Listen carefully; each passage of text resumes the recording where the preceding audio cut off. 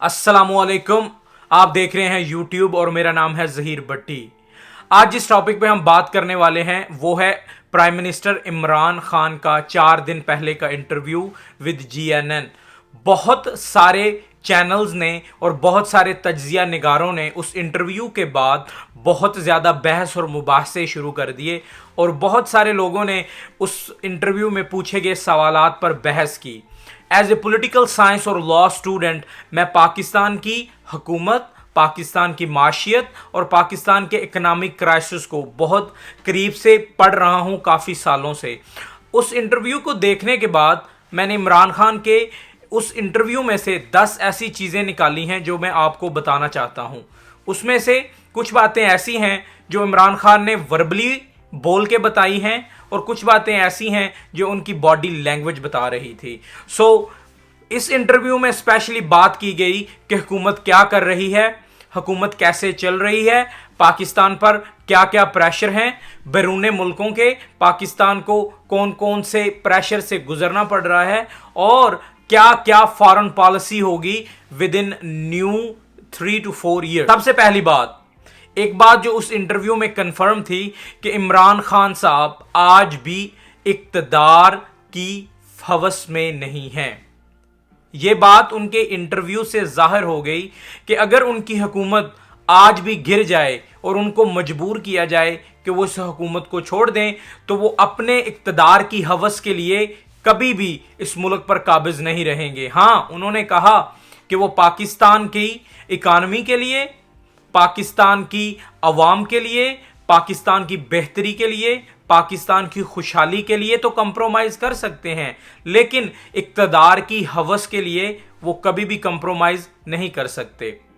जो दूसरी अहम बात उन्होंने की कि बहुत सारे ऐसे लोग पाकिस्तान में हैं जिनके खिलाफ इंक्वायरीज जारी हो गई हैं, जिनके खिलाफ इंक्वायरीज की जा रही हैं। जैसा कि उन्होंने कहा कि शहबाज शरीफ की 2 कंपनियों के बारे में इंक्वायरी की गई और वहाँ से 23 अरब का फ्रॉड निकला। इसी तरह बहुत सारे पाकिस्तान में ऐसे ग्रुप हैं जिनके खिलाफ इंटरनल इन्वेस्टिगेशन जारी है और फेडरल गवर्नमेंट उनको इन्वेस्टिगेट कर रही है, जिसमें कब्जा ग्रुप आते हैं, बहुत सारे ब्यूरोक्रेट्स आते हैं और बहुत सारे फेडरल माफिया एजेंट्स भी हैं जो कि हुकूमत में शामिल हैं, लेकिन साथ ही साथ वो हुकूमत के पैसों को लूटने के लिए, अवाम का टैक्स का पैसा चोरी करने के लिए और करप्शन में मुलव्वस हैं।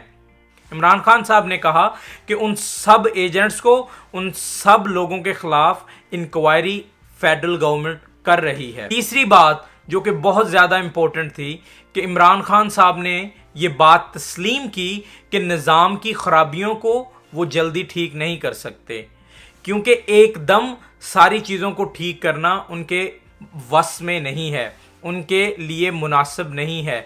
जिस तरह उन्होंने कहा कि जब वो न्यू हुकूमत में आए तो उन्होंने आते ही हर चीज़ को ठीक करना शुरू कर दिया, जो कि मुअस्सर साबित नहीं हुआ, क्योंकि उनके जल्दबाजी के कामों में बहुत सारा नुकसान हुआ, जिसमें महंगाई स्काई रॉकिंग चली गई। ठीक है, लोगों को रोज़गार नहीं मिला। उन्होंने कहा कि इकानमी को वो ठीक करेंगे, लेकिन हर चीज़ का एक टाइम होता है, वो हर चीज़ को स्लो एंड स्टेडी लेके चलेंगे। पाकिस्तान में बहुत सारे ऐसे माफिया ग्रुप्स मौजूद हैं जो कि पाकिस्तान की तरक्की और कामयाबी को आगे बढ़ने नहीं देंगे। इमरान खान ने इस बात को क्लियरली तस्लीम किया कि वो निज़ाम की खराबियों को ठीक नहीं कर सके और इसको बहुत ज़्यादा टाइम लगेगा। It's gonna be a slow process. जो नेक्स्ट थिंग उन्होंने बात की वो थी महंगाई की। बेरोज़गारी और महंगाई को वो कंट्रोल नहीं कर सके, बेरोज़गारी और महंगाई को वो कंट्रोल नहीं कर सके और उन्होंने कोई क्लियर कट डेडलाइन भी नहीं दी कि ये महंगाई और बेरोज़गारी कब ख़त्म होगी।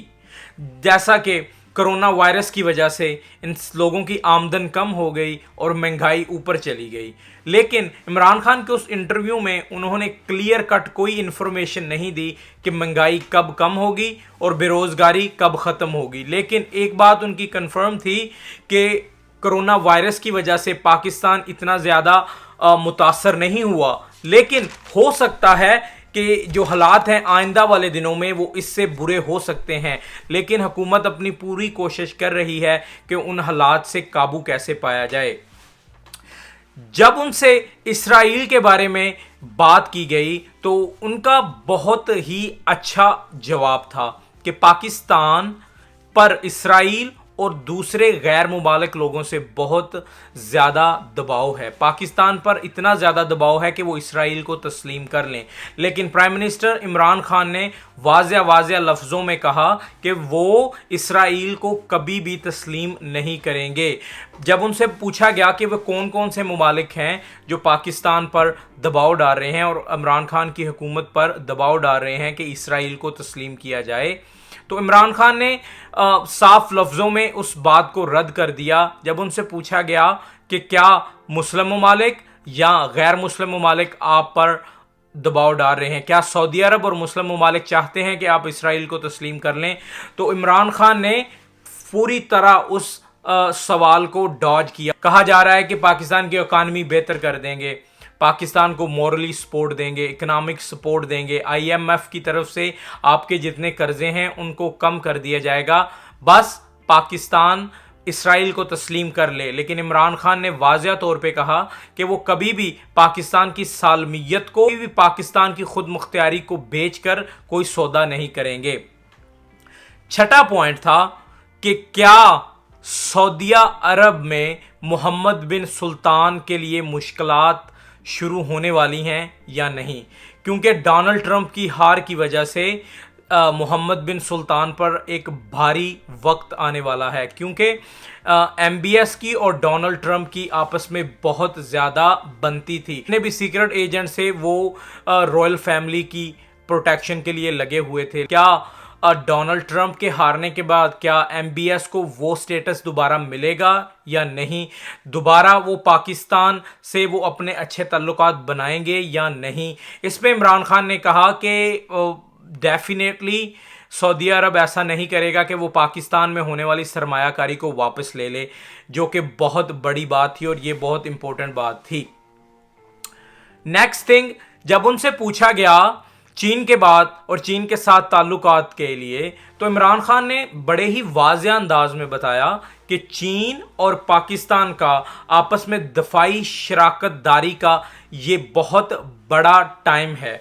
अगर चीन और इंडिया की आपस में लड़ाई होती है तो उनको सिर्फ चीन से ही लड़ना नहीं पड़ेगा, बल्कि उनको पाकिस्तान की आर्मी का भी फेस टू फेस होना पड़ेगा, क्योंकि पाकिस्तान की आर्मी और चीन की टेक्नोलॉजी दुनिया में नंबर 1 है। पाकिस्तान की आर्मी बहुत ज़्यादा सलाहियतों की मालक है और चीन की डिफाई टेक्नोलॉजीज़ और उनकी टेक्नोलॉजीज़ दुनिया में सबसे नंबर 1 पे हैं। सो जब इमरान खान से ये पूछा गया तो उन्होंने वाज़ेह लफ्ज़ों में कहा कि वो चीन के साथ उनकी दफाई शराकतदारी है और चीन उनका बेहतरीन दोस्त है। अगर इंडिया को लद्दाख के मुकाम पर चीन के साथ उनकी लड़ाई हुई तो उनको एक फोर्स नहीं बल्कि 2 फोर्सों के साथ लड़ना पड़ेगा, जिसमें पाकिस्तान और चाइना मिलकर इंडिया का मुकाबला करेगा, जिसमें इंडिया के लिए बहुत बड़ी प्रॉब्लम हो सकती है।